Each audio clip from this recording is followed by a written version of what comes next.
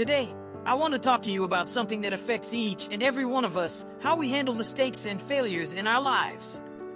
You see, covering up our mistakes and failures can become like a prison for us. It traps us into denying our errors, our faults, our shortcomings, and even our sins. This denial, driven by pride, creates a dysfunction in our character, leading us to repeat the same mistakes over and over again. Let me break it down for you in simpler terms. Imagine you're in a situation where you make a mistake. Maybe you hurt someone you care about or you mess up at work. Now, there are two ways you can handle it. The first way is by having good character. You acknowledge your mistake, you own up to it, you apologize if necessary, and most importantly, you learn from it. This is how you grow as a person. Sure, you might make mistakes again in the future, but if you have good character, you'll recognize them quickly and do your best to avoid repeating them. On the other hand, there's the path of bad character. This is when you try to cover up your mistakes, maybe by denying them, blaming others, or creating confusion. You refuse to take responsibility, and as a result, you keep making the same mistakes over and over again.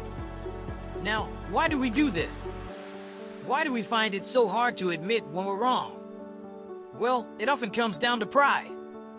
We don't want to look bad in front of others, so we try to hide our mistakes. But the truth is, by denying them, we only make things worse for ourselves in the long run. Think of it like this: every time you cover up a mistake, you're adding another brick to a wall of lies and deceit. Eventually, that wall becomes so high that it's impossible to see the truth anymore. But here's the thing, it's never too late to tear down that wall. It starts with awareness.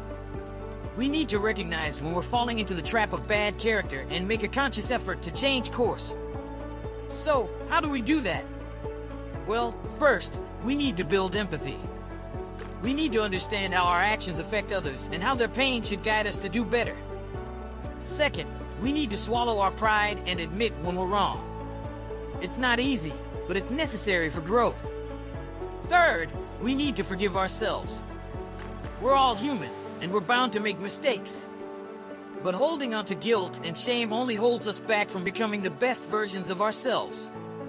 And finally, we need to listen to ourselves. We need to pay attention to that little voice inside us that tells us when we're going down the wrong path. Remember, we're all capable of change. It just takes courage, humility, and a willingness to confront our own shortcomings. So let's tear down those walls of pride and embrace the journey towards becoming better, more authentic versions of ourselves.